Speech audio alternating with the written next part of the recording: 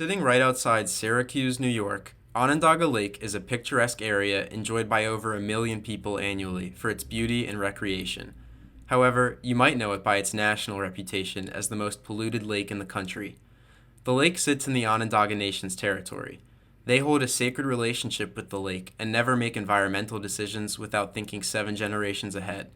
Despite this, in the late 19th century, Solvay Process began using salt springs near the lake to produce soda ash, a common industrial product that produced a large amount of solid, white waste. This waste was dumped straight into the lake or piled onto the lake's shores in beds 80 feet high. In 1950, Solvay merged with Allied Chemical and began dumping about 25 pounds of mercury into the lake each day. These inert industrial wastes combined to make the carcinogen benzene. In addition, Syracuse's combined storm and wastewater system meant every time it rained, raw sewage overflowed into the lake.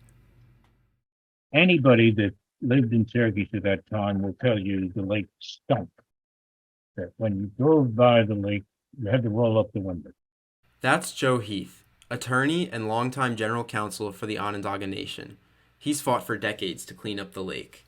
By 2006, Allied was renamed Honeywell, and the lake was declared a Superfund site by Onondaga County. Honeywell's plan to clean the lake included dredging and capping 579 acres of lake bed, removing over 2 million yards of toxic waste, implementing a steel barrier wall, and a pumping station on the lake's western shore to prevent further waste from leaching into the lake. Honeywell also planted over 1 million plants surrounding the lake and restored 90 acres of wetlands, while 65 species of fish reside in the lake, up from 9 to 12 in the 70s, and 260 total species now call the lake and its shores home. I think the work that all the scientists on the lake did was incredible. It's not back to what it used to be, and I don't think it ever will be. I don't know if that's really possible. The cleanup of Onondaga Lake is an undeniable achievement, undergoing a major ecological transformation in just 2 decades. However, is it good enough? Honeywell removed 2 million cubic yards of waste, but left an additional 18 million yards that sit under St. Joseph's Amphitheater and walking trails.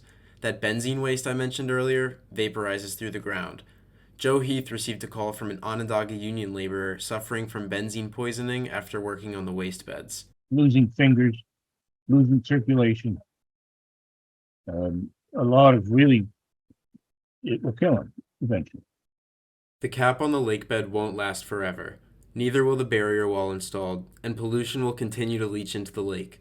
Despite mercury-poisoned fish swimming in the water, many Syracuse residents eat the fish on a regular basis.